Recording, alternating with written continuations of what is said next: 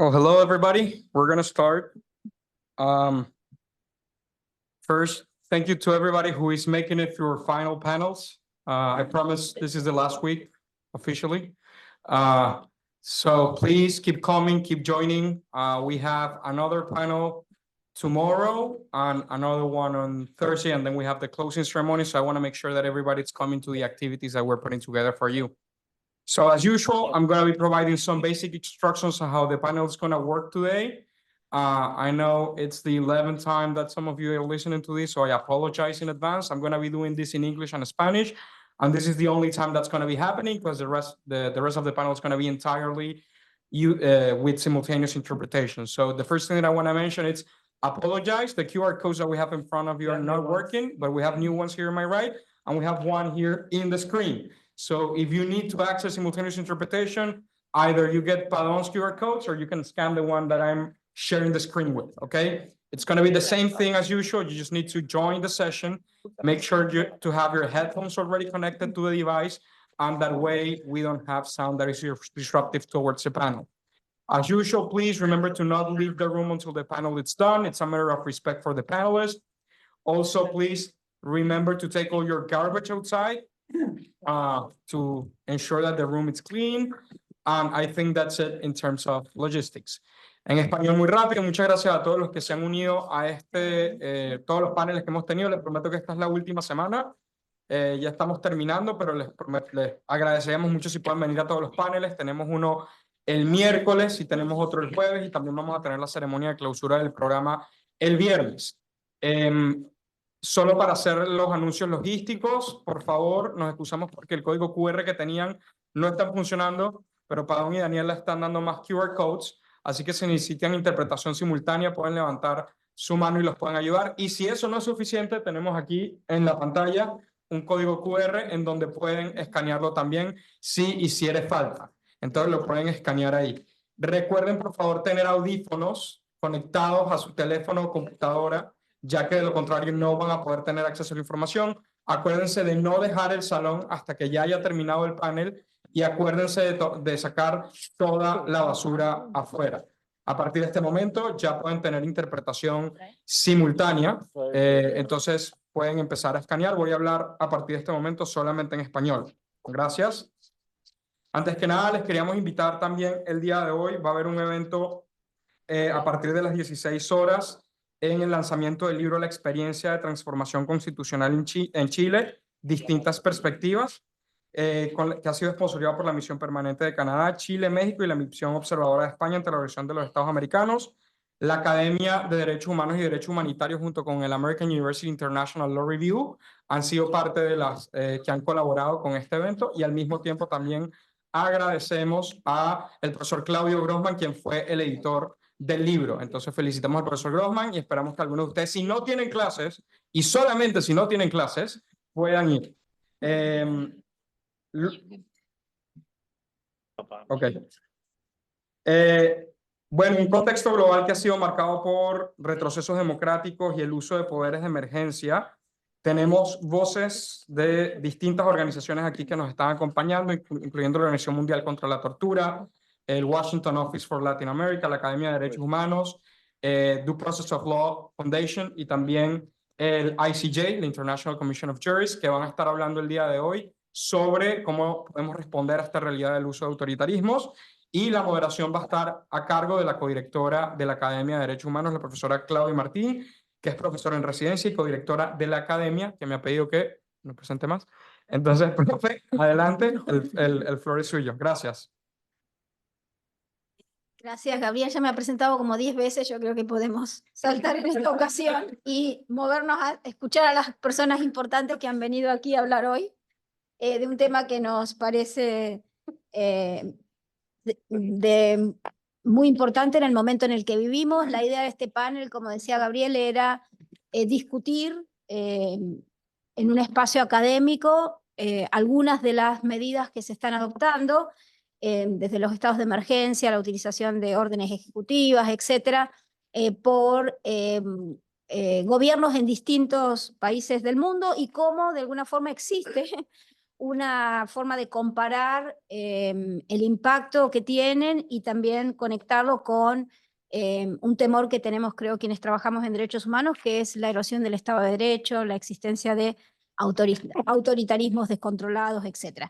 Entonces, un poco el plan es que vamos a, la composición del panel refleja la intencionalidad de ver estos temas desde distintos ángulos y regiones, que así vamos a tener la oportunidad de escuchar a nuestros panelistas que van a hablar de América Latina, que van a hablar de Europa, que van a hablar de Estados Unidos y también con una visión global que pueda conectar quizás desde una visión más amplia cómo todas estas experiencias se conectan y se pueden comparar. Ojalá que el panel no sea un motivo de depresión. Vamos a hacer todo lo posible para que en realidad también encontremos algunas instancias de resistencia que se está haciendo y quizás también inspirarlos a ustedes a usar el derecho en donde están y como puedan a los efectos de resistir este tipo de medidas que sabemos que normalmente, aun cuando a veces se celebran, normalmente cuando existe algún grado de oposición, siempre terminan siendo reprimidas, siempre terminan en instancias de detenciones, torturas e incluso violaciones de violaciones más graves de derechos humanos. Voy a presentar entonces a los y la panelista y luego les voy a dar la palabra porque, como digo, me parece que todos tienen observaciones muy importantes y ojalá que sirvan para también crear un espacio de debate cuando terminemos el panel. Quiero presentar primero a Santiago Cantón, que es el secretario, lo tengo en inglés, lo voy a leer en inglés para no hacer una traducción cruzada. Santiago Cantón is the Secretary General of the International Commission of Jurists. He's the former director of the Peter D. Bell Rule of Law Program at the Inter-American Dialogue, and is current and he's also an adjunct professor here at American University. Some of you had Santiago last week. He was expected to be in Washington at this time, but then we switched the program and we didn't want to miss the opportunity to have Santiago participating today. Santiago was the Executive Secretary of the Inter-American Commission on Human Rights for a number of years, so he has a tremendous experience in the region and also worldwide. And of course, Santiago is a graduate of the LLM program in American University, so we are very proud of his work and his contributions to human rights. Next, I want to introduce Gerald Staverok, who is the Secretary General of the World Organization Against Torture since September 1st, 2011. Previously, he served over eight years with the International Commission of Jurists, including as a director of his Center for the Independence of Judges and Lawyers, and as director of the Global Security and Rule of Law Initiative. From 1998 to 2002, he worked at the OSCE Office for Democratic Institutions and Human Rights in Warsaw, coordinating rule of law and anti-torture projects, including prison reform projects in Eastern Europe and the former Soviet Union. He studied in Germany, in Bonn, and also he did his LLM in George Washington University. We are now going to count this against you, but I want to mention that. He has published on issues of the rule of law in transition countries, the domestic implementation of international standards, counterterrorism and human rights, including on the lack of accountability over intelligence agencies. And now as a director of the OMCT, he's playing a very important role in terms of addressing measures as the one that we discussed initially, and of course to everything regarding the fight against torture. Next, I want to introduce Katia Salazar. She is the Executive Director of the Due Process of Law Foundation, a Washington, D.C.-based organization that promotes the rule of law in Latin America through research, strategic alliances, and advocacy. Before leading DPLF, Katia was a researcher for Peru's Truth and Reconciliation Commission and the country's Ombudsman Office. She holds a law degree from the Pontifical Catholic University of Peru, and an LLM from the University of Heidelberg in Germany. She has written and taught extensively on the Inter-American system, indigenous people's rights, corruption and human rights, and judicial independence. And as you know, she is currently co-teaching the class Litigio y Activismo en Derechos Humanos at our program here. And finally, I want to introduce Adam Isaacson, who has worked on defense, security, and peace building in Latin America since 1994. He now directs the Washington Office on Latin American Defense Oversight Program, which monitors U.S. cooperation with Latin America's security forces, as well as other security trends. He also accompanies WOLA's Colombian program on peace and security issues, monitoring U.S. aid and advocating for peaceful resolution to Colombia's long-armed conflict. He has done work in 24 of the country's 32 departments in Colombia. Since 2011, Adam has focused on border security. We were saying that he doesn't have anything to do now. He's not very busy. He has visited the US-Mexico border about 30 times and has also completed field research along nearly the entire border between Mexico and Guatemala and farther south along the US-bound migration route. At the start of his career in the mid-90s, Adam worked on the Central American Demilitarization Program at the Arias Foundation for Peace and Human Rights Progress in Costa Rica. He holds an MA on International Relations from Yale University and a BA from Hampshire College. And Adam, of course, speaks Spanish beautifully, but since we want to balance out the language of the speakers, vamos a cambiar. Yo voy a hablar en español, Katia y Santiago van a hablar en español, Gerald y Adam van a hablar en inglés. Así también saben ustedes cuándo tienen que cambiarse, tienen que buscar la traducción si no entienden los dos idiomas. Entiendo que vamos a partir por Santiago, que así le voy a dar la palabra a Santiago Cantón, que como les dije iba a estar en Washington esta semana, pero hicimos un cambio del programa, pero de todas maneras le queremos agradecer que Santiago mantuvo su compromiso de hablar desde Ginebra. Santiago, te doy la palabra. Muchas gracias. ¿Se me oye bien? Sí, perfecto. Perfecto, bien, gracias. Bueno, nuevamente gracias por la invitación, Claudia, y a la universidad por seguir manteniendo estas reuniones para encontrar soluciones entre todos. Y creo que ese es el primer paso hacia la esperanza, ¿no? Creo que cuando comentaste, esperemos que no sea muy deprimente, y lo va a hacer, pero lo importante es tener esperanza. Y el primer paso para tener esperanza es reunirse y discutir de qué manera poder resolverlo. Y creo que estamos en eso. Voy a hacer una breve presentación. Avísame cuando falten 2 minutos, Claudia, para que se cumpla mi tiempo. Tuve que hacer una presentación similar la semana pasada en la Asociación de Abogados, la Barra de Abogados de New York, y un poco lo que voy a presentar ahora está basado en eso. Creo que voy a plantear dos aspectos centrales.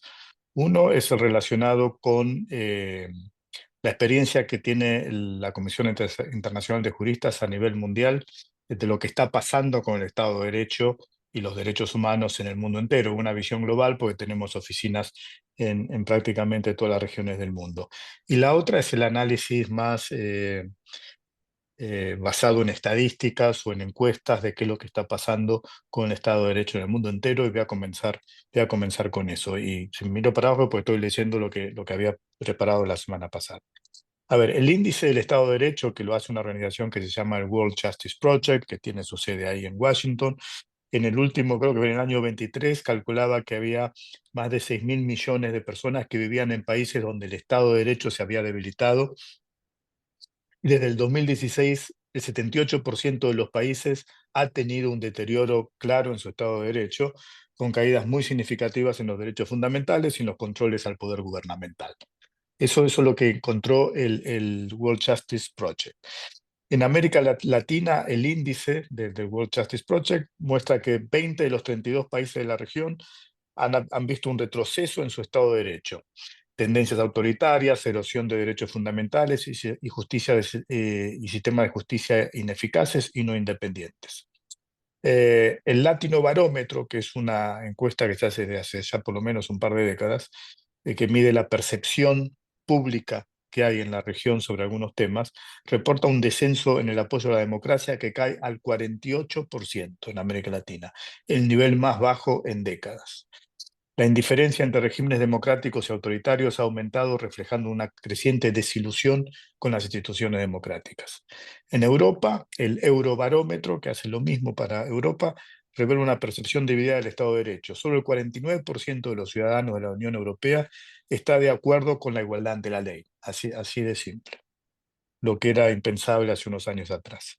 En África, los hallazgos del Afrobarómetro son igualmente alarmantes. El apoyo a la democracia ha disminuido drásticamente en varios países de la región y la oposición al gobierno militar se está debilitando, a los gobiernos militares se está debilitando. Solo el 37% de los africanos está satisfecho con el funcionamiento de la democracia en sus países, y si bien la intervención militar en África no es algo nuevo, en los últimos años se ha producido un cambio muy significativo. Entre 2015 y 2025, en esos 10 años, el continente fue testigo de al menos 17 intentos o golpes de Estado exitosos, con un fuerte aumento en los últimos 5 años. Del 2020, 3 años, del 2020 al 2023, hubo 8 golpes de Estado exitosos. Estas tendencias no son abstractas, se traducen en experiencias concretas: jueces amenazados, abogados procesados, periodistas silenciados y ciudadanos privados de acceso a la justicia. Si bien los índices y encuestas de opinión pública ofrecen una visión general del deterioro global de las garantías legales, la realidad vivida en muchos países refleja una erosión aún más insidiosa. Sistemas legales cooptados, derechos redefinidos como amenazas y una justicia que se convierte en privilegio en lugar de una garantía. Ahora voy a hacer un breve recorrido global. Muchas de estas cosas posiblemente Gerald también las pueda plantear, o los que van a tener una visión más global, pero voy a nombrar algunas de las experiencias que tenemos en distintos países del mundo. En Egipto, el Estado de Derecho se ve cada vez más socavado mediante la criminalización sistemática de la defensa de los derechos humanos. Los abogados que interactúan con mecanismos internacionales o defienden a víctimas de desapariciones forzadas son acusados de terrorismo y sometidos a detención preventiva prolongada. Túnez vive un desmantelamiento deliberado de la profesión jurídica mediante procesos penales con motivación política. La independencia judicial se ha visto gravemente erosionada en los últimos años, especialmente tras la destitución en el 2022 por parte del presidente de Túnez de 57 jueces, incluido el presidente de la Corte de Casación. En Turquía, el Estado de Derecho se desmantela mediante represalias sistemáticas contra abogados, jueces y actores de la sociedad civil. Recientemente hubo arrestos de abogados en Estambul y en Izmir que demuestran cómo defender a manifestantes pacíficos o solicitar investigaciones sobre violencia estatal puede resultar en detenciones y torturas. En Eswatini, el asesinato del destacado abogado de derechos humanos Thulani Maseko, que estuvo en American University con un Humphrey Scholarship, ejemplifica los riesgos extremos que enfrentan los profesionales del derecho en el país. En Hungría se acaba de introducir un proyecto de ley que utiliza conceptos muy vagos de soberanía para reprimir a la sociedad civil y a los medios independientes. En Venezuela, leyes antiterroristas se han convertido en el principal instrumento para criminalizar la disidencia. Los tribunales carecen absolutamente de independencia e imparcialidad y son utilizados para enjuiciar solamente a líderes opositores, defensores de derechos humanos y periodistas. El Poder Judicial en Polonia se ha ido socavando sistemáticamente mediante procedimientos disciplinarios y reformas legislativas destinadas a silenciar a jueces independientes en todo el país. En El Salvador se han experimentado un alarmante colapso de la independencia judicial tras la destitución de los jueces de la Corte Constitucional y del fiscal general, ocurrida poco después de la instalación de una nueva mayoría legislativa hace aproximadamente 3 años, calculo. En Argentina, el creciente hostigamiento y vigilancia a periodistas independientes, especialmente aquellos que investigan casos de corrupción o abuso de poder, son una muestra más de ataques al Estado de Derecho que están ocurriendo en varios países, incluyendo en América Latina. México, la independencia judicial enfrenta una fase crítica tras la implementación de una reforma que se implementó finalmente prácticamente la semana pasada, el fin de semana pasado, con unas elecciones donde se eligieron a un número muy significativo de jueces y que los resultados que han mostrado esa elección, no sé si Carlos Ayala está en la audiencia, pero él puede explicar mucho más sobre esto, claramente demuestran que se está politizando fuertemente la justicia. Finalmente, en Estados Unidos se enfrenta actualmente un desafío significativo a la independencia judicial, ya que la actual administración ha mostrado un patrón de incumplimiento de órdenes judiciales, particularmente en casos de inmigración y derechos civiles. Esta tendencia socava el Estado de Derecho y el principio fundamental de la separación de poderes. Ahora bien, esto refleja un patrón preocupante en el que el Poder Ejecutivo desafía o retrasa el cumplimiento de decisiones judiciales, pero esto no se da solamente a nivel de países, sino también se da a nivel multilateral. A nivel global, el Estado de Derecho se debilita, no solo dentro de los países, sino también en el sistema internacional.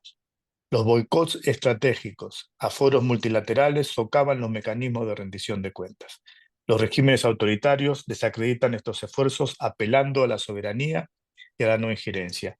Al mismo tiempo que se dan los ataques al multilateralismo a nivel mundial, se hacen recortes presupuestarios de suma gravedad para los que trabajamos en la sociedad civil y para los que están en organismos multilaterales, que claramente va a debilitar todos los mecanismos de defensa que tenemos, y eso no es poca cosa. Las recientes decisiones tomadas por Estados Unidos claramente demuestran que el objetivo es atacar a la sociedad civil y atacar el multilateralismo.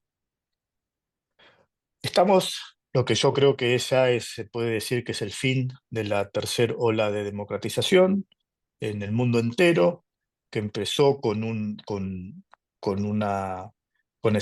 elecciones en Portugal en 1974.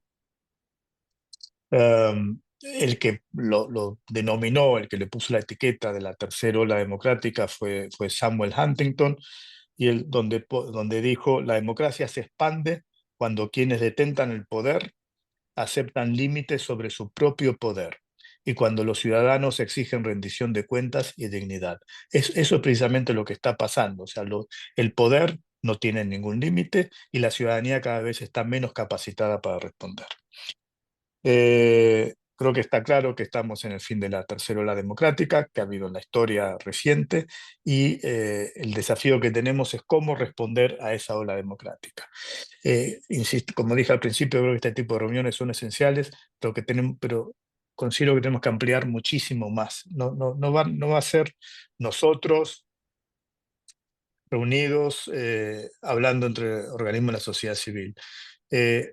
Si no nos juntamos todos, y para eso me refiero el mundo académico, la sociedad civil, los organismos multilaterales y todo lo que están relacionados, asociaciones de abogados y todo lo que están relacionados con el trabajo legal, va a ser muy difícil retroceder lo que está pasando a nivel mundial. Al mismo tiempo, esto sucede con el crecimiento de ideologías políticas que claramente tienen como objetivo destruir el orden internacional y destruir el Estado de Derecho. Tenemos que intervenir, tenemos que trabajar, tenemos que seguir haciendo lo que estamos haciendo, tenemos que seguir denunciando. Lo peor que podemos hacer es ser complacientes. La historia nos muestra claramente que la complacencia en situaciones como la historia reciente, diría, de los últimos 70 años, que la complacencia es claramente el peor riesgo que tenemos. Si no nos levantamos y gritamos con la mayor fuerza posible lo que está pasando y lo denunciamos en todos los foros posibles, en términos muy simples y concretos, nos van a pasar por arriba. Muchas gracias. Termino con esto, que justo cuando me acaba de decir Claudia que se había cumplido mi tiempo. Gracias, Claudia.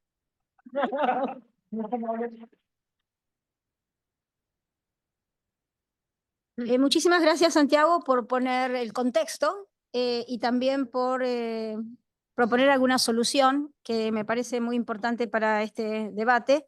Yo creo que agregaría que hay que resistirle al miedo. Creo que quienes vivimos en ciertos lugares siempre existe el espacio para estar amedrentado, y que aun cuando es importante no tomar decisiones que al final no son efectivas, también parte de la resistencia es realmente no tener miedo. Que así ojalá que le podamos también agregar ese otro elemento. Le quiero dar la palabra ahora a Gerard. Ah, ¿no funciona? Hay un botoncito.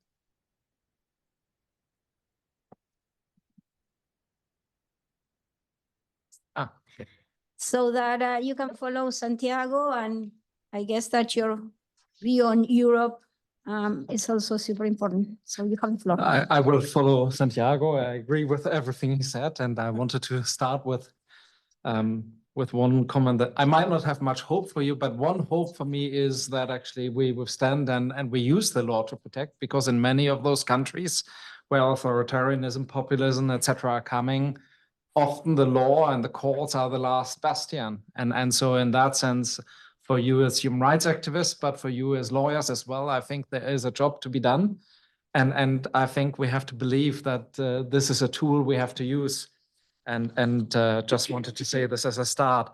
I'm asked to present a bit authoritarianism, emergency. What else do we have? The rise of absolute rule in the context of Europe. But I wanted to do this in two ways. One is to speak about what is the impact on human rights when you have authoritarianism, because it's obviously not agnostic, but it directly translates in repressive policing and punitive detention systems, in closing civic space and many other issues. And to think a bit what we can do and what is happening in Europe in that regard. But I think what is different at the moment is usually we think about state of emergency and these things in a country-specific context. And we see that authoritarianism is growing everywhere. And I wanted to start by saying it creates basically a collective emergency, not a legal state of emergency, but a collective emergency on the institutional human rights structure, both the universal human rights system and the regional human rights systems.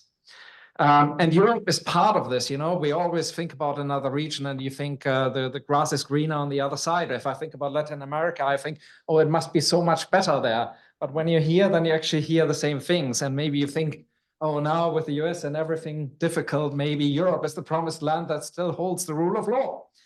But I have to disappoint you. I mean, just today, I read the news that Hungary has withdrawn from the ICC statute. A few weeks ago, we had a case of a Libyan warlord who was searched by an ICC arrest warrant, who came to Italy. And he was not arrested. He was flown home by a government plane back to Libya in violation of the arrest warrant. So you have many of these type of assaults on the international legal order, frustrating it, but also direct attacks. And as Santiago mentioned, the funding issue. At the moment, we don't know whether the treaty bodies, for example, that exist at the UN Human Rights System will convene this year, because it's unclear whether the Office of the High Commissioner for Human Rights has the funding to convene those. And maybe some states want to destroy the UN by destroying their funding base and drive them into default. So there's a real threat. And where are the friends from Europe in standing up to this? So far, they are invisible. To the contrary, they reduce funding to the UN and NGOs as well, massively. Everybody scales up defense spending. Everybody cuts it from development funding. In development funding, you cut off human rights. So the European Union, for example, is now interested in sort of investment development, transactional development, competing with the road belt of the Chinese in Africa, elsewhere. So human rights don't matter in this anymore. Good governance doesn't matter anymore. Democracy doesn't matter anymore. At the European human rights system that we have hold high so long, 8 prime ministers from democratic countries in Europe have written an official formal letter to the European Court of Human Rights, asking to fundamentally change jurisprudence on Article 3, the prohibition on torture, which includes the principle that you can't send somebody back to torture. Because they say, well, in the present environment, we as responsible leaders in a democracy, we have to have the ability to send people back, because our population don't like migration anymore. But this is an assault on one of the leading principles. The Parliament of Switzerland, a rule of law abiding country where you think that all these negative changes come with a 10 years delay, has written a letter to the European Court of Human Rights complaining that they have overstretched their competencies by issuing a verdict on climate change. So you see the environment is drastically changing, and not only in the US, and not only with these coups that Santiago mentioned in Africa. You have South Korea with an attempted coup. Who could have thought about this some time ago, that this would be feasible? It failed, but still, it was close. So I think we have a real attack on the human rights infrastructure, and what we have to do as human rights law over the next years, we have, of course, to use these mechanisms and rely on them, but we will also have to defend and protect them. And that's new in a way. In the past, you had countries that violated law, that maybe didn't apply the human rights framework in a state of emergency. But here we have a sort of consolidated attack on the very system that protects human rights, and we can't take it for granted anymore. So in some way, I wanted to point this out because I think it's part of this sea change we see. In this, we also see the double standards and selectivity. Clearly, what is happening on Gaza and the non-response of Europe undermines the credibility of Western European countries in addressing human rights issues elsewhere. Clearly, we see in our work, when we ask, for example, European governments, some of our allies, to respond to threats to human rights defenders elsewhere, that states become much more selective, whether they intervene, whether they issue a statement, whether they go to observe a trial, etc. So there is a walking away from the commitment to human rights. And Santiago mentioned the funding side. That's a very big one. But let's not have an illusion. The walking away on funding on human rights is also a political walking away on the importance of human rights. And basically it says, you know, human rights was a luxury in good days. It's a charity. But people don't see anymore, and that's our task to change that, the long-term impact of human rights, that it makes society safer, that it is in our interest to invest in human rights, that we have less conflicts. At the moment, this is sort of something, in the good days we could do it, now we can't do it anymore, we take it away. And I think there we have to show also what the impact and the importance of human rights is for our societies. And not only for other societies, but for us and our societies. And probably have a 2-minute warning or something. But I wanted to come to my real topic, which was the state of emergency authoritarianism in Europe itself. So what I see is in Europe, you don't have that tradition, apart from a few places, of formal state of emergencies. You have, of course, a country like Turkey that had a history of state of emergencies, the last one after the failed coup, but even that is not in place anymore. So what is happening in Europe at the moment is basically something that is a sort of emergency mindset and an authoritarian populist mindset, or one that says, I have to move into the populist area so that the populists don't become more populist. But you don't have, legally speaking, the state of emergency frameworks. But you clearly have a decline in the rule of law in some way. You see this very much when it comes to policing. We see, like in this country, in the student protests, we see very, very heavy militarized policing. This was not the case before. So basically, it's police force versus police services. And when it comes to dissent, it's almost, I think, a famous Argentinian judge has always spoken about in the context of counterterrorism, of the criminal law of the enemy, Zaffaroni. I see that there's a bit of policing of the enemy, that when there's worldwide, but also in Europe, if there are demonstrations, the force that is used is disproportionate. The militarization, the whole equipment already is quite fear-mongering in some way. And I think this is an issue that is happening with full impunity. There's no control, there's no limits, there's very few courts that intervene, there's very few public outcry on this. We see then, I think, the impact that the migration context has on human rights, on society. And that's not so surprisingly, also in Europe, the first human rights defenders that are criminalized are people working on migration. And not on some smaller public order defenses, but usually with smuggling, organized crime, counterterrorism legislation, the heaviest swords we have, which is totally out of proportion for somebody who helps migrants in Greece. So where does this all leave us? I think the law matters. And of course, like in other countries, populists politicize the law. They politicize the discussion on the rule of law. They call it lawfare. So we see this in Europe as well. But there is also hope sometimes. You've seen that there was a government change in Poland. And there's a lot of work at the moment done through a Polish justice minister who is a human rights activist previously, to undo some of the structural changes that the previous populist government has brought to the judiciary, to restore some of the how judges are elected and selected, what safeguards they have against being placed in some other regions of the country, which can be a very practical way to interfere with the judiciary. So I think there are also situations where there's hope, but we also see in this, it's very difficult to undo the damage. I mean, if your populist government comes, we always think we just have to survive 4 years and then everything will be good again. But even if we get in 4 years another government, the situation is a very different one. And we have to undo some of the damage, and this can be quite burdensome. So this is, in a way, maybe not very coherent what I said, but I think fighting authoritarianism and using the law is one of the things we have to do. And human rights law has been created in some way to withstand this type of situation. So we shouldn't see ourselves as victims to this, but we should rather see that we have tools in our hands that we want to use to withstand and to fight back in some way. I think this is the task of human rights law. This is the task of law as well.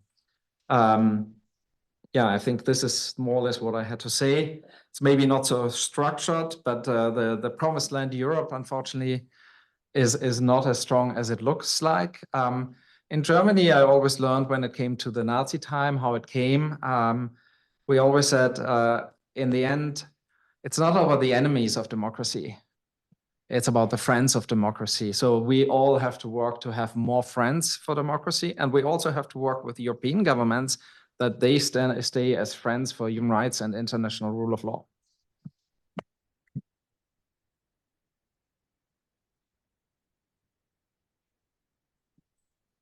Muchas gracias, Gerald, por traer un poco la visión de Europa. Creo que efectivamente a veces tenemos una visión un poco romántica, sobre todo los que estamos de este lado del Atlántico. Y me parece que has mencionado algunos temas que son bien importantes. Uno, que la utilización del estado de emergencia, incluso en la región, cada vez tiene unas características particulares que incluye que no incluimos todo dentro de la emergencia, sino que efectivamente creamos sistemas permanentes alrededor de la emergencia y que desmantelar esos sistemas después es más complicado que en realidad derogar la emergencia. Y creo que Katia va a hablar de 2 países que están efectivamente en esa posición, por lo que es muy importante que entendamos quienes trabajamos en derechos humanos que la discusión y la articulación de estos temas a veces es más complicado que ver exclusivamente el estado de emergencia. También les quiero decir que por eso están ustedes aquí, que el mensaje de Gerald es importante, por eso están ustedes aquí pasando 3 semanas sin ver Washington,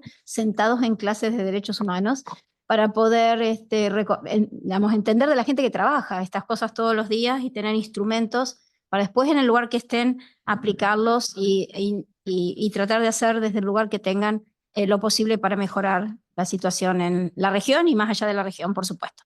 Le voy a dar entonces la palabra a Katia para que hable un poco de América Latina.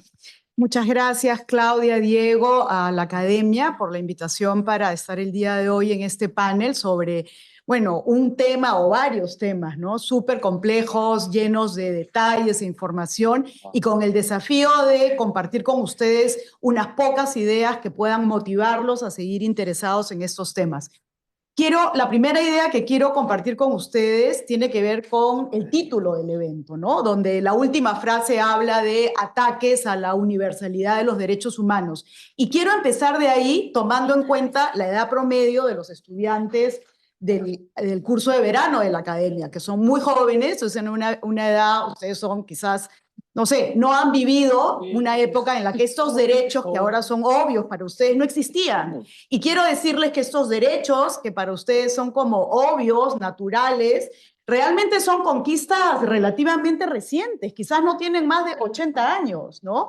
Y justamente por eso es importante ver el tema digamos, en toda su expresión. Esto o estas conquistas humanas se dan más o menos después de la Segunda Guerra Mundial, cuando hay un consenso en la humanidad de que lo que había ocurrido durante la guerra, las violaciones a los derechos, los ataques, no se podía volver a repetir. Y ese consenso es el que lleva a la Declaración Universal de los Derechos Humanos, a la Declaración Americana y a otros tratados de ahí en adelante. Hay un consenso en el mundo de que hay derechos fundamentales, que son las reglas mínimas que hay que respetar para una convivencia humana. Bueno, ese consenso está ahora bajo discusión, ¿no? E increíblemente, es algo que nunca nos hubiéramos imaginado, uno de los actores principales que cuestiona ese consenso es Estados Unidos, ¿no?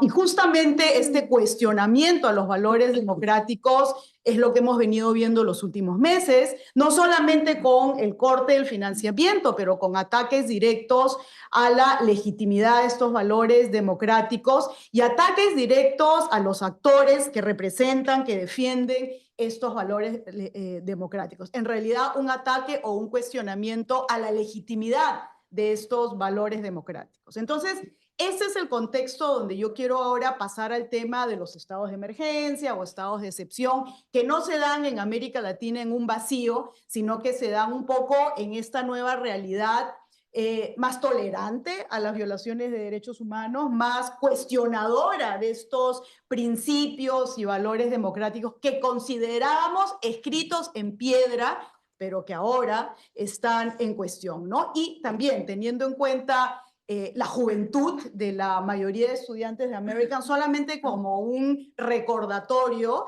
¿no? Los estados de emergencia pues han sido ampliamente estudiados por el Sistema Interamericano de Derechos Humanos, ampliamente analizados, ampliamente desarrollados. Las reglas que están en la Convención Americana han sido ampliamente interpretadas, tanto, bueno, por la Corte Interamericana, por supuesto, pero también utilizadas por la Comisión y otros actores. Y solamente para estar todos en la misma página, recordemos que los estados de emergencia, excepción, sitio, en fin, como se llamen en cada país, están pensados como son herramientas legales que están reconocidas en el derecho internacional y en los derechos nacionales, pero son herramientas excepcionales. No son una carta blanca a las autoridades, son herramientas pensadas para situaciones de emergencia muy excepcionales y temporales. Y estas normas o estas herramientas le permiten a los estados suspender, no creo que suspender derechos, pero suspender la plena eficacia y ejercicio de ciertos derechos por momentos determinados y para responder a situaciones excepcionales.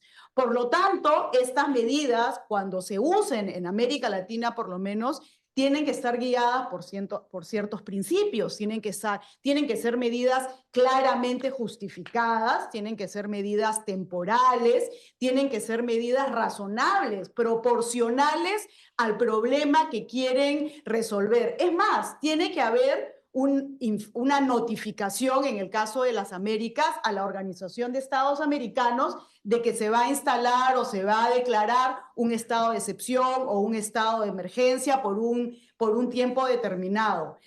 Reitero, no es un cheque en blanco a los gobiernos, oye, mira, ya tú puedes hacer esto el tiempo que quieras y como quieras, ¿no? Lamentablemente, a pesar de estas reglas tan claras, en la región hemos visto muchas veces que los estados de emergencia se han venido usando para muchas cosas, menos para resolver problemas o emergencias por un tiempo determinado. Se han venido usando como políticas criminales, se han venido usando como políticas populistas, en fin, ¿no? Pero no necesariamente como un mecanismo urgente para responder a una situación de emergencia.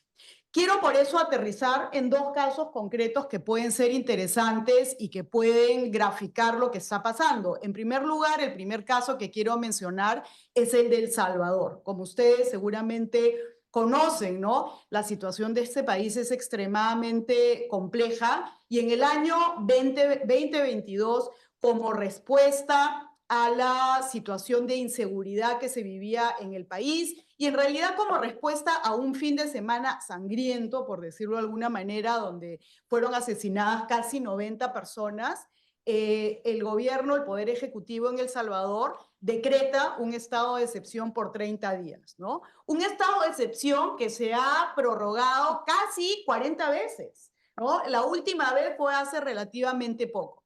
Al amparo de ese estado de excepción se suspenden algunos derechos, ¿no? Y en el marco de esta suspensión de derechos se da esta avalancha que todos ustedes deben de conocer de detenciones arbitrarias en El Salvador, de personas que están, casi 90,000 personas que fueron detenidas en el marco del estado de excepción, no solamente sin una orden judicial o sin claridad sobre la razón de la detención, sino también sin un proceso judicial y sin una sentencia. O sea, en este momento casi 90,000 personas en El Salvador están detenidas en las cárceles, en las prisiones de ese país, sin haber tenido no solamente una decisión judicial para proceder a la detención, sino también sin tener una sentencia concreta.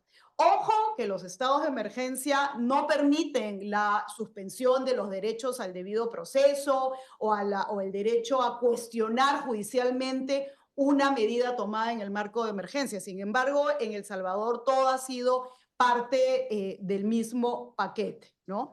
Algo interesante que me hizo recordar Claudia fue que, o es que en El Salvador se da el estado de excepción, se renueva por casi 2 meses, o sea, no es una medida temporal.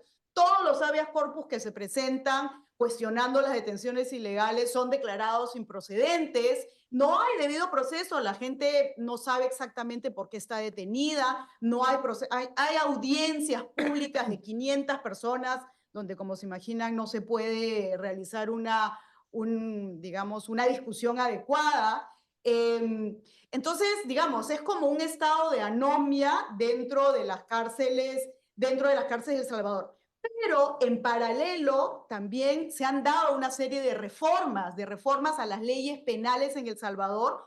Entonces, estas medidas que se están tomando ahora, que la gente piensa que son en el marco del estado de la excepción, ya son leyes aprobadas, y así mañana se levante el estado de excepción en El Salvador, estos cambios, tanto en la Constitución como en normas penales y procesales penales, ya se van a mantener ahí, ¿no? Seguramente todos saben, hay casi 100,000 personas detenidas. Ahora también están recibiendo invitados de otros países. Hay bastantes personas que han llegado desde Estados Unidos a El Salvador. En el Perú también se está discutiendo la posibilidad de enviar a unos delincuentes peligrosos a El Salvador. O sea, básicamente las cárceles del país del Salvador se están convirtiendo en cárceles de exportación, ¿no? Y como digo, todo esto tiene que ser leído en el marco de lo que dije al inicio, que es este cuestionamiento a la legitimidad de los valores fundamentales.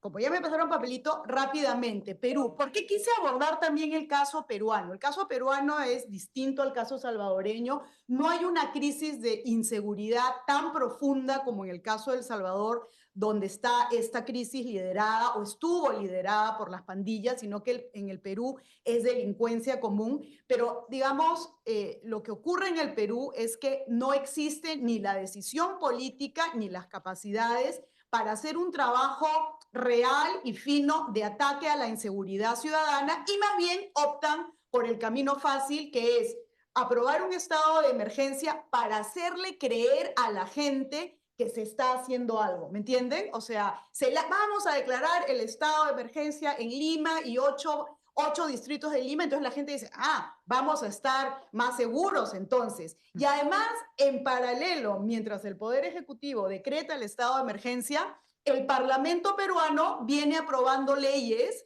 para debilitar el combate a la criminalidad organizada. O sea, mientras que en El Salvador el estado de excepción se ha convertido realmente en una política pública, en el caso peruano, los estados de excepción, diría yo, que se han convertido en una estrategia populista para hacerle creer a la gente que está siendo protegida y que realmente se está atacando la inseguridad ciudadana, cuando la verdad es que trabajo serio para atacar la inseguridad ciudadana no hay. Y más bien hay un acto o muchos actos de boicot al combate a la inseguridad, porque el Congreso peruano, por otras razones que les puedo contar en otro momento, ha venido aprobando los últimos años los últimos meses sobre todo, diversas leyes que lo que hacen es proteger a los integrantes de grupos de criminalidad organizada, así como lo escuchan.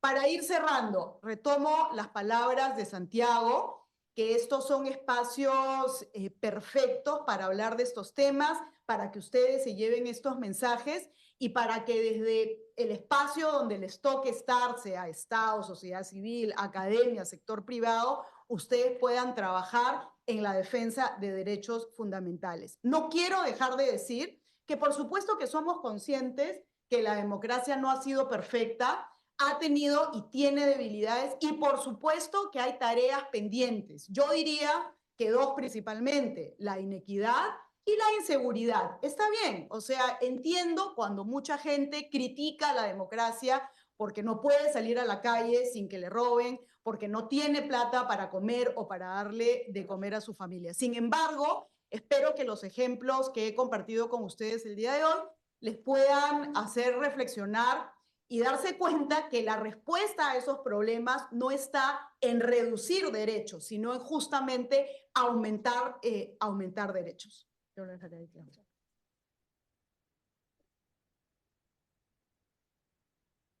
Muchísimas gracias, Katia, porque realmente creo que son dos países que efectivamente tienen estados de excepción diferentes. No olvidemos que Honduras también tiene estado de excepción, Ecuador tiene estado de excepción y que en algunos casos la declaración del estado de excepción tiene como única justificación poder utilizar las Fuerzas Armadas. Entonces, son todos temas que valen la pena.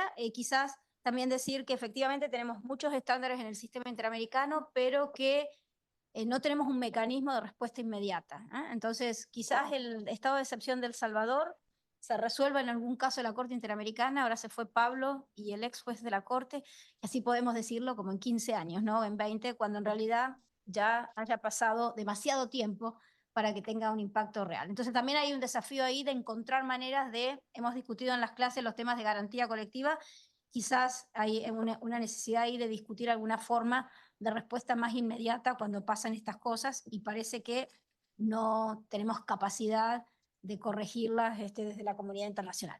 Pero bueno, ahora una cosa que creo que estábamos esperando, y es que ahora queremos saber y que nos explique Adam qué pasa en Estados Unidos. I'll explain it to you. So Claudia noted that I've worked a lot on security in Latin America, and I've worked on borders and migration. So the Trump administration has kept me quite busy, but also I am not an attorney by training. So I have had to learn a lot about states of emergency as we go. And I'm afraid I still have a lot to learn, but that sometimes makes it easier for me to explain it to people who are not attorneys. But it also means that I may be missing things, and I look forward to discussing it. So I grew up in the United States. I went to, elementary school in the United States. And I would say it was 4th or 5th grade when we started learning about separation of powers, checks and balances, the fact that the framers of our Constitution did not want a king, and they were setting up many limits on the powers of the presidency and of the executive branch. That said, that they also were worried, the framers, about invasions and other contingencies, although they did not specifically place emergency powers in the US Constitution. That happened later, for things like public health, natural disasters, imposing sanctions, the war on drugs.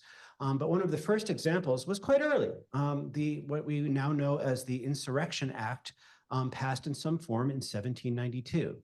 And the language that we most recognize now is from 1807. Whenever the president considers that unlawful obstructions, combinations, or assemblages or rebellion against the authority of the United States make it hard to enforce US laws, then the president has pretty broad power to send in not just the police, but the armed forces to enforce those laws or suppress the rebellion. Going back to the 1820s, the Supreme Court gave the president a lot of discretion to define what was meant by those terms, whether to decide that those conditions were in place or not. Now, organization in New York at NYU, the Brennan Center, has done probably the best work on documenting the use of states of emergency in the United States. And the Brennan Center has identified 137 statutory powers that turn over to the president if he or she declares a national emergency. And then an additional 13, making a total of 150 emergency powers that Congress can delegate to the president. That's a lot of powers. And there's been a lot of states of emergency declared over the life of the US Republic. There was an effort in 1976, sort of a crucial moment in the years after Watergate, when Congress acted to limit presidential powers more than we've seen much in recent years. The National Emergencies Act of 1976 added more specificity, required the president to notify and say which powers they were taking and under what authority, that they had to be renewed, and that Congress would have the power to overturn them by passing resolutions of disapproval. The year after came the International Emergency Economic Powers Act, 1977, that gave a power to do, things like tariffs and sanctions and designations of individuals whose assets could be frozen. Right now, the Brennan Center counts, and they have a page with all of these active authorities. They count 52 active emergency authorities right now. They've listed 88 since 1976, and 32 of those 88 have been implemented since Donald Trump's inauguration in 2017. So we're going over 50 years, and well over a third are just from the past 8 years. So these powers have been sort of sitting there waiting for a president who disrespects norms to just drive a truck through them. And I'm going to give 5 examples, very recent examples. One, and this is when I think a lot of Americans learned about the breadth of these emergency powers. In 2018, the Democratic Party won control of the House of Representatives, not the Senate, but the House. As we switched into the 2019 inaugural, this new Congress was inaugurated, Congress had not passed the 2019 budget yet. And the new Democratic majority, Nancy Pelosi, said, we're not going to pass a law here that gives a budget that allows Donald Trump to build more border wall. No more border wall money. Donald Trump refused to sign such a budget, and there was a 35-day government shutdown. Many of you probably remember, if you lived here, you didn't get to go to the zoo for a month and a half. That was ultimately resolved with what looked like a resounding defeat for Trump. He gave in and signed a budget that did not have border wall money. But a few days later, he signed an emergency declaration that took billions of dollars, about what ended up being about $8 or $9 billion out of the defense budgets, construction money and other operational money, moved it off into border wall construction. So basically he got what he wanted by taking it out of the Defense Department. Now, Congress passed twice, because they could do this every 6 months. They passed 2 resolutions of disapproval. But in 1983, the Supreme Court had clarified the National Emergencies Act by saying that the president could veto these resolutions, which meant it had to get turned back to Congress and get overturned by a 2/3 vote. That's how we overturn vetoes in the United States. And unfortunately, the 2 border wall resolutions which passed Congress did not pass by 2/3. In the Senate, for instance, the biggest vote was 53-36 in disapproval in a Republican-governed Senate in 2019. Not 2/3, that's about 59%. But yeah, between the House and the Senate, 26 Republicans did vote to overturn that border wall money and to overturn the emergency. Those Republicans included Marco Rubio. They included Elise Stefanik, the nominee, erstwhile nominee to be UN ambassador. A lot of moderates and a lot of members of the appropriations committees who are trying to defend their power to appropriate money. Many of those the Republicans who voted against are now gone. But yeah, so basically, if the president has 1/3 of both houses or one house of Congress on his or her side, his emergency declaration is very unlikely to be overturned in our system right now. And that's a pretty sobering thing that we learned in 2019. Another sort of related emergency power that was not a National Emergencies Act power, but that we should mention was Title 42. When the pandemic began, the Trump administration reached into a 1940s statute and said, well, from now on, until this pandemic goes away, now that with CDC approval, we are now going to turn away anybody who's undocumented from the border, even if they are asylum seekers who have a right to seek asylum, even if they're screaming that they will be harmed upon return, doesn't matter. We are going to expel them.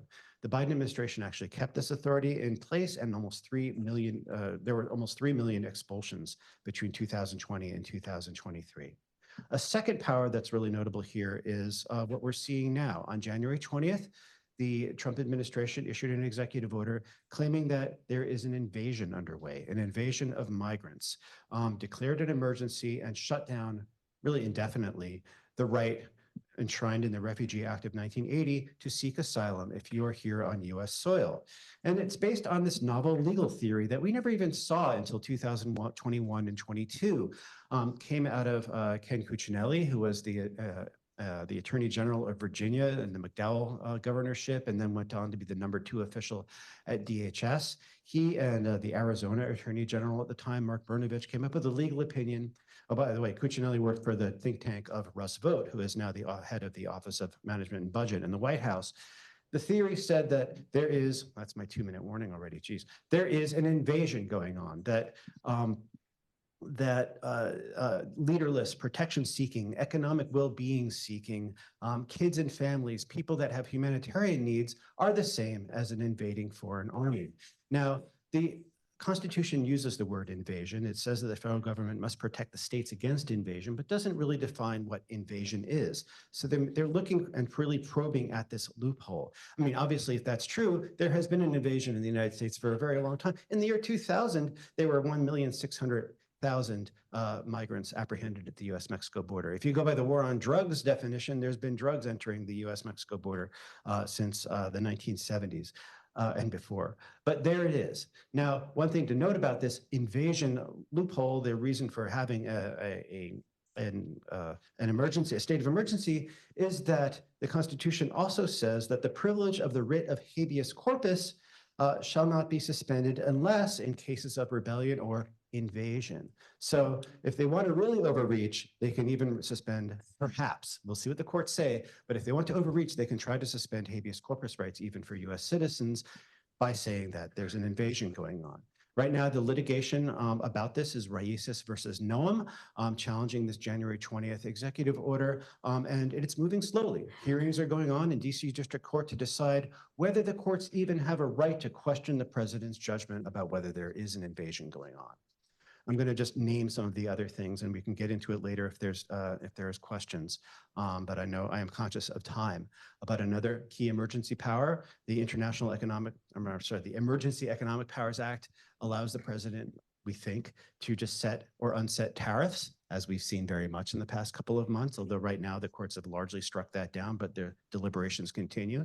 The Alien Enemies Act of 1798, another crucial emergency power has let the president say there is a predatory incursion from Venezuela's Tren-de-Aragua group in collusion with the Venezuelan state, something the intelligence community disputes, but that's allowed them to summarily expel Venezuelan citizens from the US without due process. Nowhere in that act does it say you send them to foreign prisons without seeing a judge, but that's what's happening right now.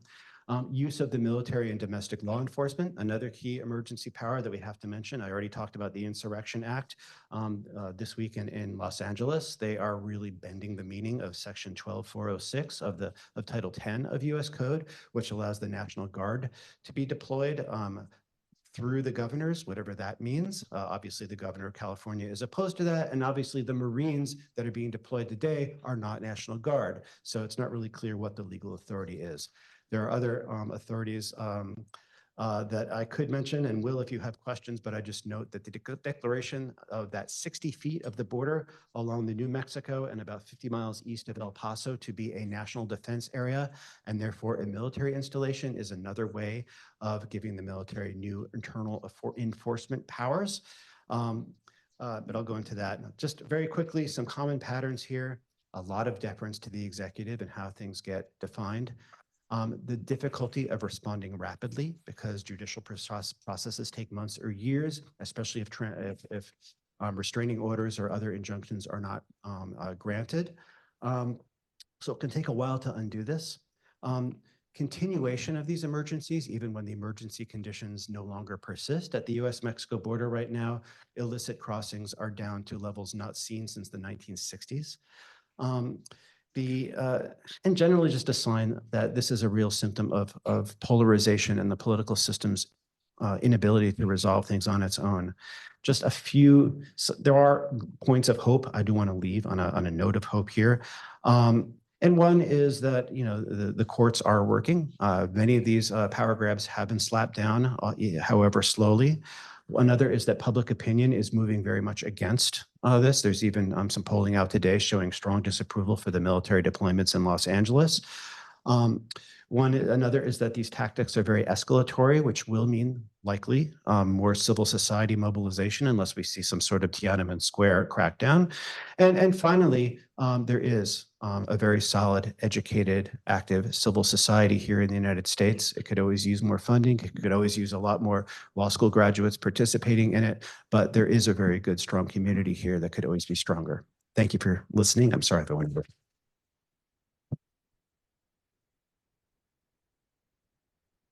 Muchas gracias. Para no ser abogado.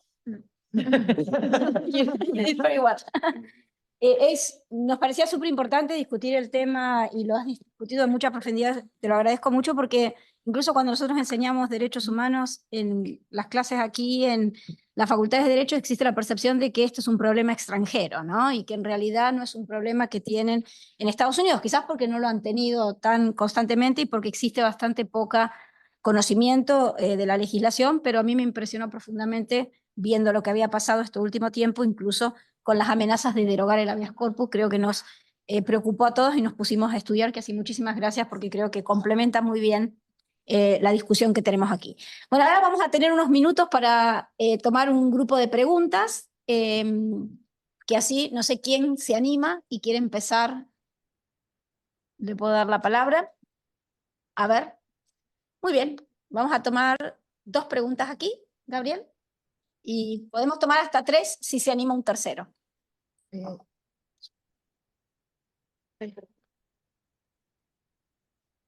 Hola, muchas gracias. Soy José Tinoco, soy de México y particularmente mi pregunta va un poco en contextos en donde parece que, bueno, por más que uno esté convencido de los valores democráticos, los derechos humanos, que tengas un juez de control, en donde la popularidad de ciertos regímenes es tan alta que esa discusión casi que no cabe, ¿no? Y que está una cuestión de deslegitimación como la cuestión del poder judicial, ¿no? En donde también, pues obviamente, tuvieron sus fallas y cuestiones así, en donde pues, se vio como una élite o muchas otras críticas, pero qué hacer en ese meollo, en donde las cuestiones de principios básicos se pierden y por más que uno quiera ir contracorriente, de decir hay principios que no se pueden perder, el apoyo democrático o popular es tan apabullante que uno no busca la salida o no busca como estos niveles de presión de decir, no, esto está mal, ¿no? Entonces, como un poco en esas discusiones aisladas, como poder salir y prosperar, bueno.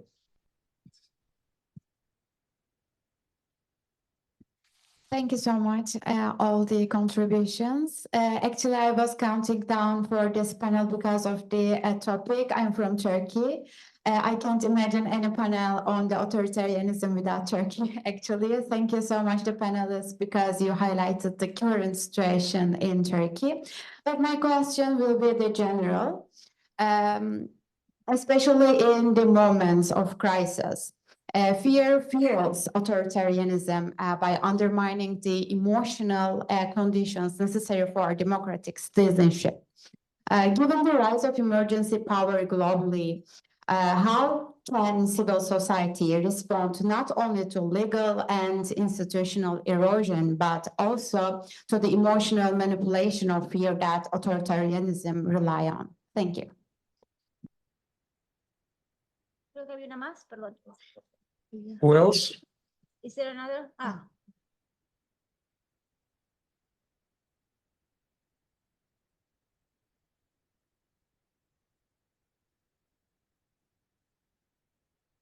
La mía creo que es más orientada a Katia sobre El Salvador. Y en realidad El Salvador y también aplica obviamente a otros países de la región, pero cuando tenemos gobiernos que son electos democráticamente, sobre todo cuando tienen altos índices de aceptación local también, pero vemos estas graves violaciones de derechos humanos. ¿Cuál es el rol del sistema interamericano o del sistema universal de protección de derechos y el grado o la capacidad de intervención que tienen? So you want to follow the same order? I don't know if Santiago is connected and... Yeah. ¿Quieres empezar, Santiago? Si quieres contestar algo. Sí, la 1 y la 2 están más o menos cercanas. A ver, ¿qué hacer con cómo responder al populismo, digamos? Porque en el fondo lo que plantea el que hizo la pregunta es el alto índice de popularidad que tienen estos gobiernos. Y nos ha pasado mucho ese populismo en América Latina, tanto de izquierda como de derecha, durante décadas que se aprovecha de estas situaciones. Em, no hay unas respuestas mágicas a lo que están preguntando, pero por eso yo planteé la importancia de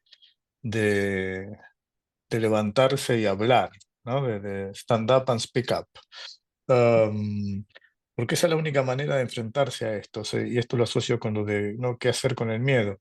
Y es precisamente levantarse y speak up, porque la alternativa es que te pasen por arriba, que es lo que en general pasa, lamentablemente. Entonces hay que levantarse y denunciar todo lo que está pasando. Y estos regímenes tienen muchos puntos débiles cuando se quedan mucho tiempo en el poder. Por lo tanto, es importante estar constantemente demandando, constantemente denunciando, constantemente mostrando dónde están las violaciones, porque a la larga los va a terminar tirando abajo. Y por otro lado, porque es parte esencial del trabajo en derechos humanos. Documentar es el ABC en los derechos humanos y tenemos que documentar todo el tiempo porque en algún momento siempre puede esperar que tengamos justicia. Y la última pregunta, repetí rápidamente cuál fue, Claudia, ¿te la acordás? Porque me quería responder algo a eso también. Bueno, ¿qué pueden hacer los sistemas de derechos humanos? No, los sistemas, no, eso es muy importante. Tanto el sistema interamericano como el sistema universal, hay que seguir usándolos a toda costa. Y esto fue lo que yo hablé en mis clases con los alumnos. Hay que ser estratégico, hay que pensar cuál conviene, cuál no conviene, por distintos motivos que no vienen al caso ahora, pero hay que usarlo sin parar. Ahora bien, la pregunta que siempre tenemos es, bueno, ¿qué hacemos cuando hacemos todo lo que hay que hacer y no pasa nada, uno no logra nada? Que es en cierta manera lo que está pasando en el mundo actual. Por un lado, por ejemplo, el caso de Estados Unidos, que no se logra nada, y Trump hace lo que quiere, y por el lado de los organismos internacionales que responden, toman decisiones, pero los estados no cumplen. Entonces ahí es donde tenemos un desafío enorme que no sabemos qué hacer. Y la teoría que se desarrolló para responder a esas situaciones más graves de crímenes de lesa humanidad era la de responsabilidad de proteger y no ha funcionado. Tenemos que reconocer a esta altura, ya no tiene sentido, yo no sé por qué siguen insistiendo con eso porque no ha funcionado, pero tenemos que pensar de qué manera hay que responder. Y breve con esto termino. La oficina del alto comisionado, el secretario general, están en una etapa en donde saben que hay que cambiar las cosas. Lo sabemos de hace décadas que tenían que cambiar Naciones Unidas, que tiene que cambiarse el mecanismo otra vez, además a pesar de la reforma del 2006. Pero lo bueno es que están pensando que hay que cambiarlo, cosa que antes no pasaba. Y ahí es donde tenemos que intervenir la sociedad civil con mucha fuerza para reformarlo. Y lo mismo pasa en el sistema interamericano. Yo creo que pero creo que en el sistema interamericano es más fácil porque tenemos mucha más flexibilidad y mucha más creatividad que a nivel de Naciones Unidas. Y creo que tenemos que empezar a hacer propuestas distintas de cómo reformar y cómo lograr resultados. Gracias.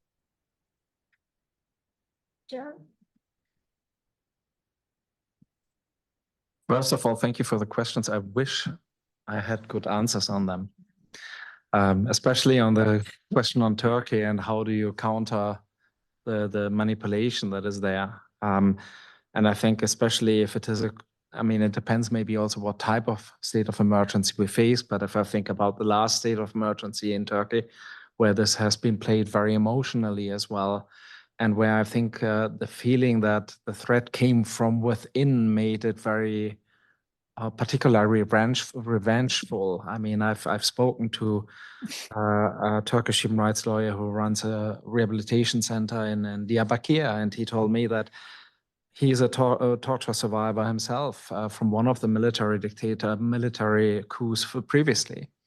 And he told me, well, because they were part of the system in a way, or the Gulenists were perceived as being part of the system, they got a treatment that was even worse than he thought he got when he was in the military, when he was detained under military dictatorship.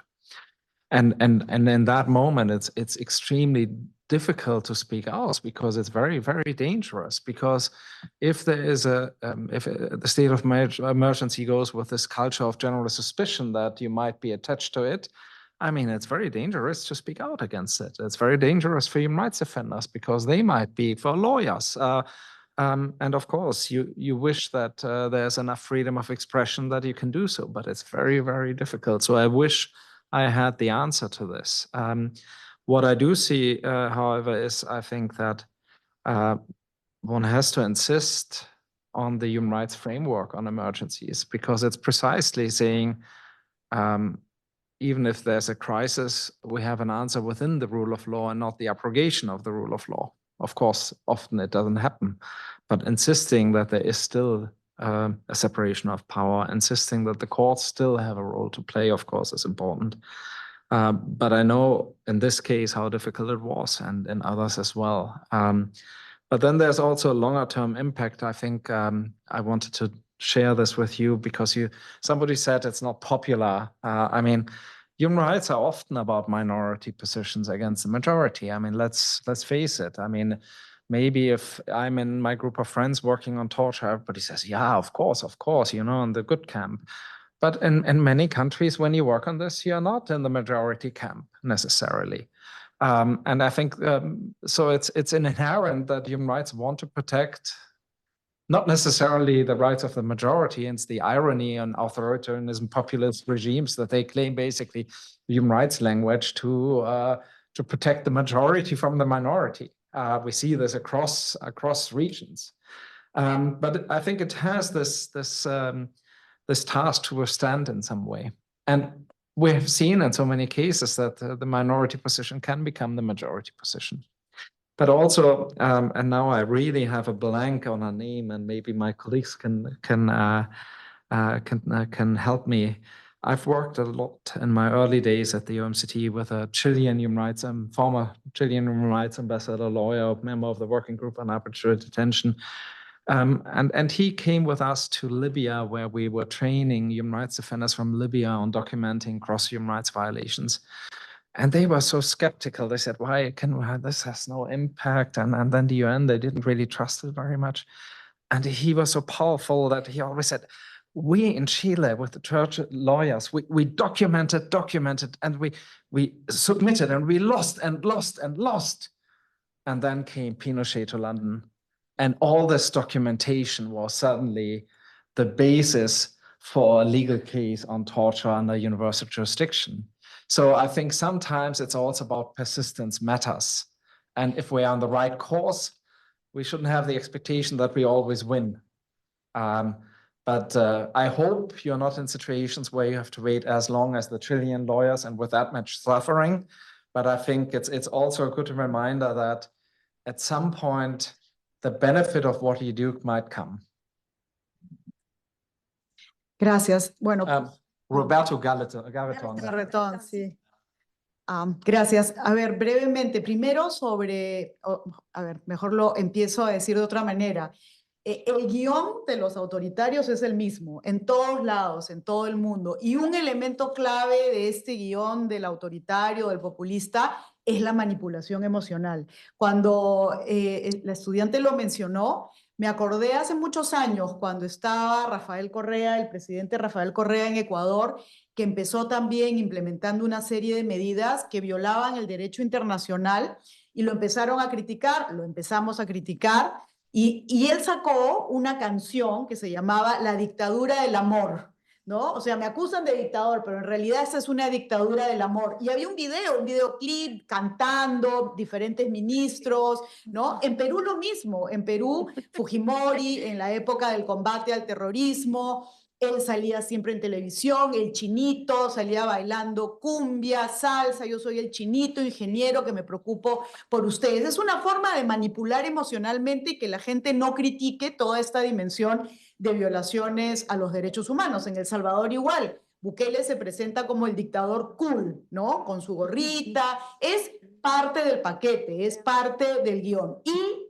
qué podemos hacer nosotros? Y ahí paso a responder la pregunta de José. Yo sé que este es el gran dilema, o sea, ¿qué haces frente a un gobierno? En el caso de El Salvador, por ejemplo, con, no sé, 80% de popularidad y con mejoras, entre comillas, en la seguridad. ¿Qué haces en México con un proceso de selección de altas autoridades judiciales que todos sabemos que viola los estándares internacionales establecidos por el sistema interamericano, pero que además no va a funcionar porque ya está la experiencia boliviana que nos indica eso? Sin embargo, la popularidad es tan grande. Yo personal, a ver, es difícil responder esta pregunta, y yo voy a responderla desde mi posición en sociedad civil, ¿ya?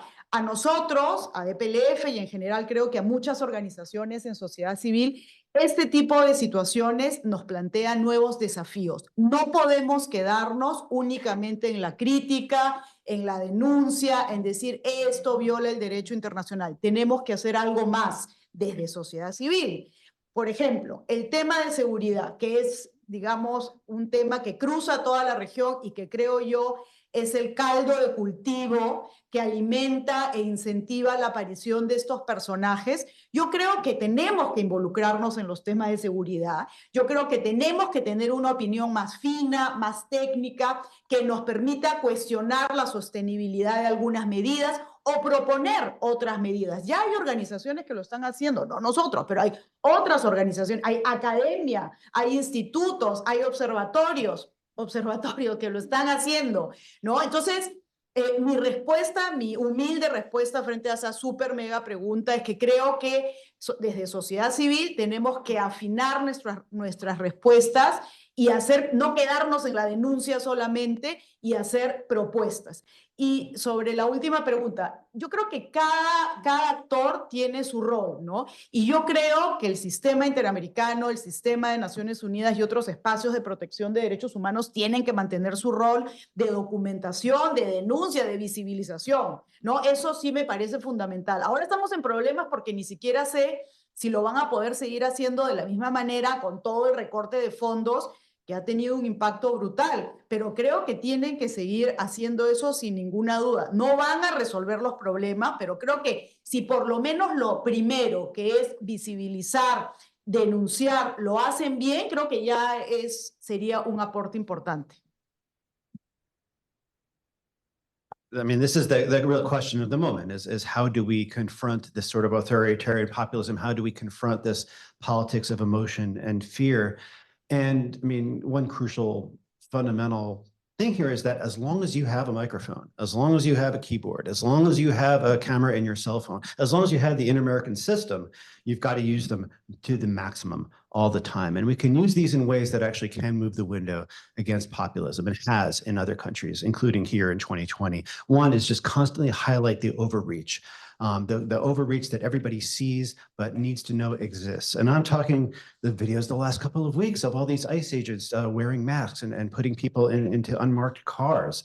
The fact of enforced disappearance and what's happening in the Secot in El Salvador. Cases of corruption are super strong. My Chilean colleagues may disagree, but my sense is that the Riggs Bank scandal did at least as much damage to Augusto Pinochet's reputation as the torture that his regime committed. Another is, and this is sort of a debate within the Democratic Party right now. Sometimes a lot of people in the Democratic Party are like, no, those images they're trying to distract us. Don't take the bait. We have to talk about the economy and the fact that people are right now worse off and that there are economic losses, that in Bukele's El Salvador also the economy is not growing at all. And despite his popularity, people aren't eating any better than they used to be. It's not an either or. We have to walk and chew gum. You have to talk about if people are worried about their physical security, they're also really worried about their economic security. Losing your health insurance is scary. Losing your job, certainly your income, putting your kid to bed hungry is maybe even more scary than having some scary immigrant in your neighborhood once people really have to come down to it. So that's a key part of the messaging too. Another key part of the messaging, don't just fact check. Don't just amplify on social media the ridiculous things that the other side says, because you're doing them a favor by giving them more diffusion and more echo. You're just amplifying. Don't do that. Bukele loves it when you do that, and maybe he'll even jump in and do a wise ass comment to try to amplify it himself. Stay away from that.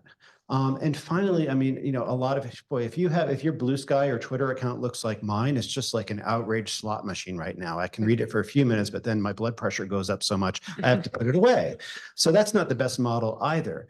We have to, and this is hard. None of us are doing this very well right now, but we have to sort of sell the dream too. Where are we headed here?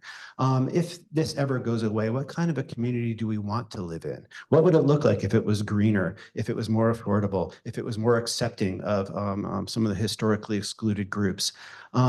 Just what would that vision be if it was safer, obviously, while still respecting human rights? How do we get there, and what would daily life look like? And I think we all have to communicate that a lot better too, sell that dream.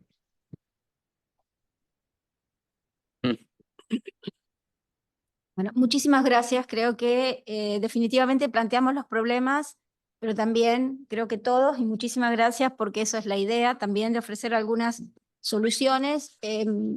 Hace un tiempo hablaba con una colega que después de trabajar 30 años en derechos humanos, yo también todos los días pienso qué estoy haciendo, y he pensado que definitivamente lo que dice Adam es muy importante. Uno contribuye donde puede, con la salud mental que tiene, y su respuesta fue muy simpática porque me dijo, ¿estás viendo un terapeuta? Porque estaba como muy positiva, pero definitivamente yo creo que también hay que cuidarse, encontrar los espacios para poder contribuir, ser estratégico, ser inteligente y seguir involucrado. Los sistemas están ahí para usarlos, como bien decían los colegas, que así aprendan mucho, sáquenle mucho provecho al curso y vayan a clase. Muchas gracias a los panelistas y a todos ustedes por estar aquí.